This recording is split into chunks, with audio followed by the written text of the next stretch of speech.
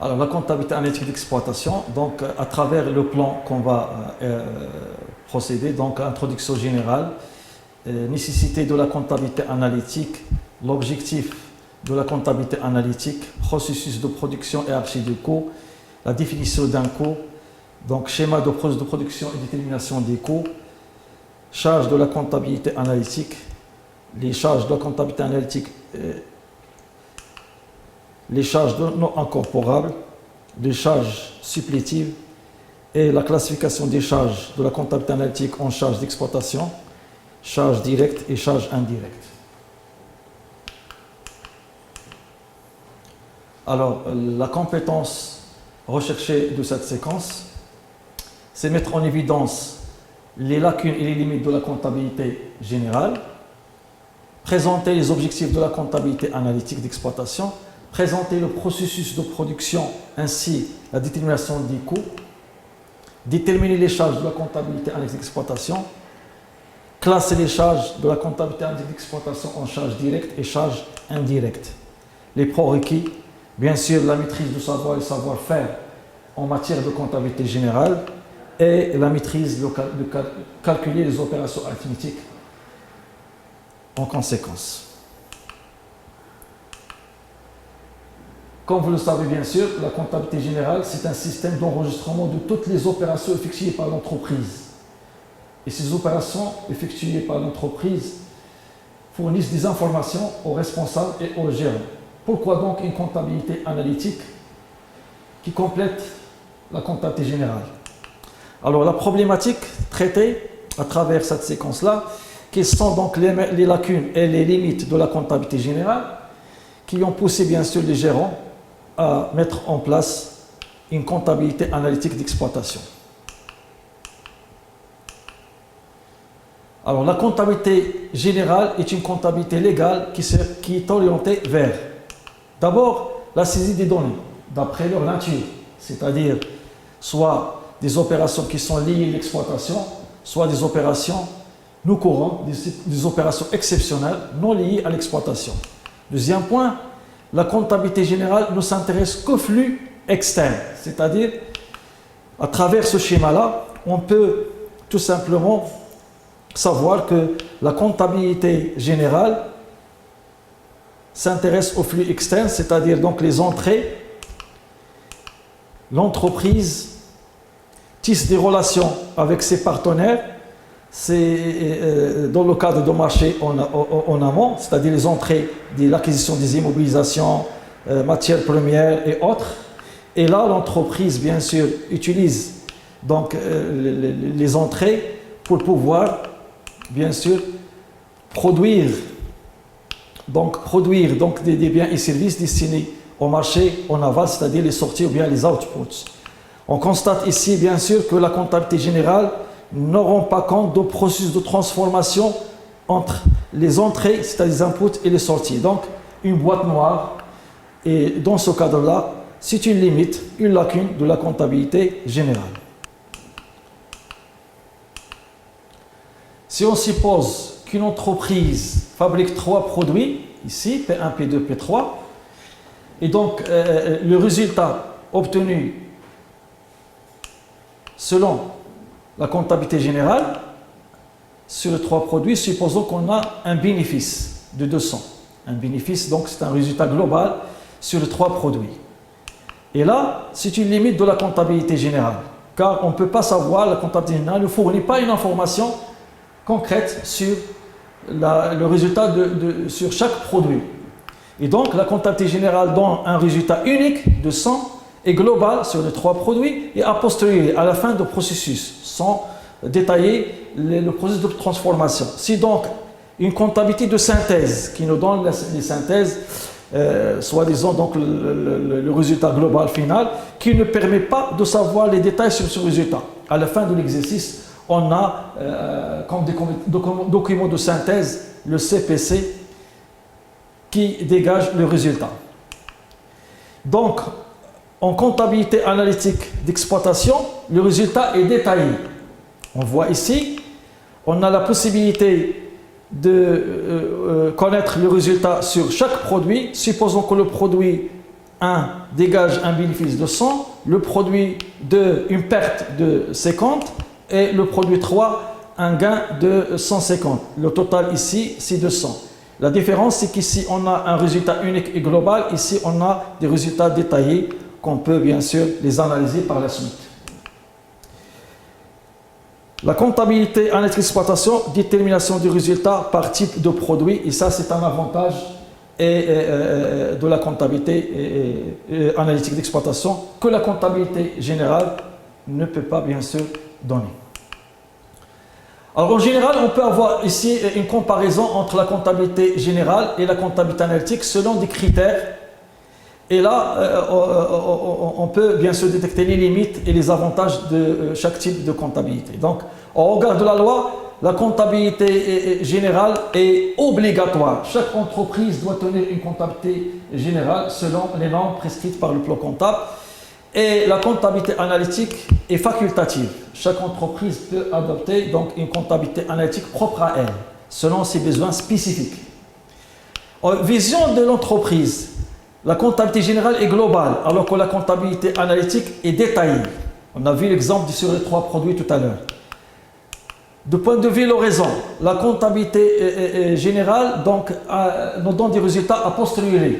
Elle s'intéresse au passé. Ce n'est qu'à la fin de l'exercice 31-12 qu'on peut bien sûr connaître le résultat de l'exercice. Alors qu'en comptabilité analytique, il s'intéresse au futur et au présent bien sûr comme support d'analyse. Selon le critère du flux observé, comptabilité générale, flux externe, alors que la comptabilité analytique, on peut bien sûr avoir les opérations et connaître les opérations à l'intérieur de l'entreprise. Classification des charges, comptabilité générale, les charges par nature, alors que la comptabilité analytique par destination. On va voir ça au niveau de la progression de cette présentation. Les objectifs, la comptabilité générale donc, a pour l'objectif financier, alors que la comptabilité analytique, c'est des raisons économiques et de gestion. Connaître bien sûr le coût de chaque produit ici, connaître le résultat de la comptabilité, le résultat net de l'exercice afin d'établir le résultat fiscal. Et en termes d'utilisateurs, la comptabilité générale est généralement utilisée par la direction et par les tiers, c'est-à-dire les partenaires de l'entreprise, à savoir les fournisseurs, les banques, l'État, etc. Alors que la comptabilité analytique, c'est un outil de gestion destiné aux responsables, aux gestionnaires de l'entreprise. Et donc, en conclusion, on constate que la comptabilité générale présente plusieurs limites, plusieurs lacunes, alors que la comptabilité analytique vient pour compléter et remédier contre ces lacunes et ces limites.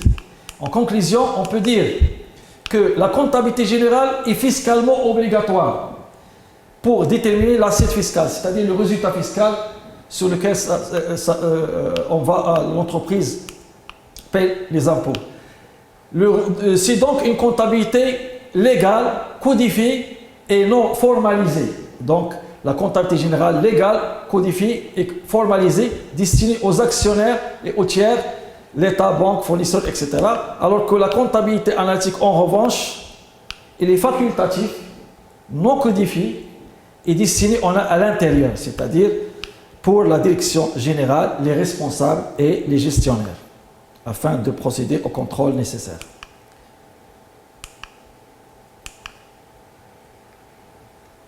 Maintenant, on va passer, après avoir bien sûr déterminé l'intérêt et l'utilité de la comptabilité analytique, on passe à la définition des objectifs et de la comptabilité analytique d'exploitation. Comme définition de la comptabilité analytique d'exploitation, on peut dire que la comptabilité analytique est un système d'information, comme la comptabilité générale, mais en interne, destiné à quantifier les flux internes, alors que la comptabilité générale, on a constaté que les flux sont externes, et à contrôler ainsi leur destination pour répondre aux 2 questions suivantes. Alors, qui consomme quoi et combien? C'est-à-dire, on a l'exemple précédent, c'est-à-dire les 3 produits, chaque produit combien consomme et combien on a produit de chaque type de produit. Et qui produit quoi et combien? C'est-à-dire en termes des ateliers de production Donc tel atelier produit tel produit. Et donc ces questions, c'est la comptabilité analytique qu'on va utiliser pour avoir la réponse. Objectif de la comptabilité analytique d'exploitation. Alors, premièrement, déterminer les coûts et les résultats des différentes fonctions de l'entreprise. Fonction approvisionnement, on cherche le coût d'achat. Fonction de production, par exemple, on cherche le coût de production, ainsi de suite. Analyser les résultats et la rentabilité par produit. On peut savoir, bien sûr, chaque produit, est-ce que l'entreprise a réalisé un bénéfice ou bien une perte. On peut avoir, bien sûr, la rentabilité par produit ou même par activité ou par fonction. Établir des prévisions des charges et des produits, c'est-à-dire on peut prévoir le futur. Sur la base des données de passé et de présent, on peut, bien sûr, grâce aux techniques de la comptabilité analytique, on peut prévoir le futur. Et constater par la suite et expliquer les écarts entre les réalisations et les prévisions déjà établies. Et donc ça, ces objectifs nous donnent une idée sur l'importance de la comptabilité analytique d'exploitation en termes de gestion.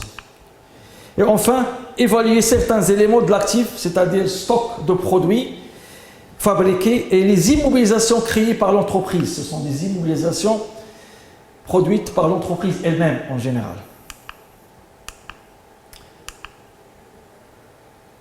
Enfin, une définition de la comptabilité analytique. La comptabilité analytique consiste à cumuler l'ensemble des charges en tenant compte de leur engagement au sein du cycle d'exploitation. Donc c'est le calcul des coûts qui est important. Donc la fonction principale, bien l'objectif principal, on peut dire que de mettre en évidence l'articulation, la relation entre les différents coûts et leur mode de calcul en termes d'analyse et de gestion. Maintenant, on passe et on définit un coût. En général, un coût correspond à l'ensemble des charges supportées par l'entreprise pendant toute la durée de processus de production d'un bien ou service. Et donc, un coût, c'est un ensemble de charges et donc a une notion plus large. Et en général, et d'une manière générale, les différents coûts d'un produit sont constitués par un ensemble de charges supportées par l'entreprise en raison de l'exploitation de ce produit. On dit que le coût d'achat, par exemple, intègre le prix d'achat, la charge liée à l'achat et les autres charges liées à l'achat, en général les charges d'approvisionnement, les charges de stockage, ainsi de suite. Schéma de processus de production et détermination de coûts. Alors, les coûts sont en général calculés à la fin de chaque étape du cycle d'exploitation. Le cycle d'exploitation pour une entreprise industrielle se compose de 3 phases. On a l'étape 1, la phase 1, phase 2 et phase 3. Et on constate en général, on a l'étape 1, l'étape d'approvisionnement, de production et de distribution. À la fin de chaque étape, il faut calculer un coût. Le coût d'achat à la fin de l'étape approvisionnement, la phase d'approvisionnement, le coût de production à la fin de la phase, ou bien l'étape de production, le coût de distribution, le coût de revient qui intègre le coût de distribution et le coût de production, c'est-à-dire à la fin de la phase 3, la phase de la commercialisation. Et donc en général, on peut dire qu'un coût d'achat des matières premières achetées à l'issue de la phase d'approvisionnement et un coût de production des produits fabriqués. Et là, il faut faire attention. Là, c'est les matières premières achetées. Par contre, ici, on s'intéresse aux produits fabriqués qui tiennent compte déjà de la matière consommée et des charges de centre de production à l'étape de la fin de la production, ici. Et enfin, on a un coût de revient des produits finis vendus qui tient compte de coût de production des produits finis vendus, bien sûr, et un coût de distribution à la fin du cycle de distribution à ce niveau-là. À titre d'exemple, le coût d'achat. Le coût d'achat de la période peut être bien sûr mensuelle, trimestrielle, semestrielle ou annuelle. Et donc, c'est le prix d'achat plus les charges d'approvisionnement. Supposons qu'une entreprise ABC a acheté au cours du mois de janvier 2500 kg de matière première M1 à 10 dirhams le kilo et les frais d'approvisionnement de dirhams par un lot de 5 kg. Le travail à faire, bien sûr, calculer le coût d'achat de la matière, sachant que le stock initial est nul. Et donc, ici, sur la base de ce tableau, on peut calculer le coût d'achat. Alors, le coût d'achat ici de la matière première, comme la définition, elle est composée de prix d'achat. Ici, c'est l'achat de matière première. Et les charges d'approvisionnement, c'est les charges, c'est les frais qui sont liés à l'achat, y compris le stockage, le transport et les autres. Et donc, on a 2500 kg, le prix de 10 dirhams, le montant 25 000 dirhams. Et on a ici les frais d'approvisionnement, comme vous le savez ici, 2 dirhams par lot. Il faut chercher combien de lots on a, c'est-à-dire combien d'unités. C'est par la règle de 3, on peut calculer facilement et trouver donc 500 unités, c'est-à-dire chaque unité représente un lot de 5 kg. Et donc il faut prendre bien sûr le total de la marchandise, la quantité achetée divisée par l'unité 5 pour trouver bien sûr l'unité de mesure. Ici, 500 unités, c'est-à-dire 500 lots de 5 kg qui nous a coûté bien sûr 2 dirhams, le total 1000 dirhams, puis on a acheté 2500 kg qui nous a coûté les prix d'achat, frais d'approvisionnement inclus, 26 000 dirhams. Et donc, pour calculer bien sûr le prix d'achat, on ne fait pas la somme ici, mais généralement, on doit faire le calcul. On procède de cette manière-là. Le coût d'achat unitaire de la matière première M1 égale, c'est le total des charges supportées par le service approvisionnement divisé par la quantité totale achetée, 2500. On trouve ici 10,4 dirhams par kilogramme. Ça, c'est le coût d'achat. Et donc, c'est le coût d'achat qu'on doit utiliser pour le calcul du coût de production. À partir de là, on passe bien sûr le coût de production. Le coût de production de la période, c'est le coût d'achat de la matière consommée, utilisée, et les charges de la production de la période. Suite l'exemple, l'entreprise ABC a fabriqué au cours du mois de janvier toujours 400 produits finis. Chaque produit a nécessité 3 kg de matière première M1, 1 heure de main d'œuvre à 15 dirhams l'heure et une demi-heure machine, c'est-à-dire les ateliers de fabrication bien de production, évalués à 10 dirhams par heure, ce qu'on appelle heure machine. Calculer le coût de production des 400 produits finis. Alors là, on procède par un tableau pour simplifier. Et donc, on a la matière première, le coût de production se compose de coûts d'achat, c'est-à-dire les matières premières consommées, utilisées, la main-d'œuvre directe au niveau de l'atelier et les frais qui sont liés à l'atelier, c'est les frais de production et le coût de production enfin. Et donc, on aura ici 3 kg de matière première utilisée multiplié par le nombre de produits pour pouvoir déterminer la quantité utilisée qui va nous permettre de produire les 400 produits, ça sera 1200 kg. Et là, il faut évaluer la consommation utilisée par le coût d'achat. Le coût d'achat déjà calculé au niveau de la phase d'approvisionnement. Et donc, il faut prendre en considération 10,4 dirhams, c'est le coût d'achat unitaire pour évaluer la matière première consommée au niveau de la production. Après, on a 400 heures, 1 heure pour chaque produit, donc ça sera 400 heures évaluées à 15 dirhams, 6 000 dirhams. Et enfin, on a 400 produits, chaque produit a nécessité une demi-heure, heure machine, le total c'est 200 heures machine, évaluées à 10 dirhams, qui va nous donner bien sûr 2000 dirhams. Le total des charges, bien sûr, le montant total s'élève à 20 480 et la production totale, 400 produits finis.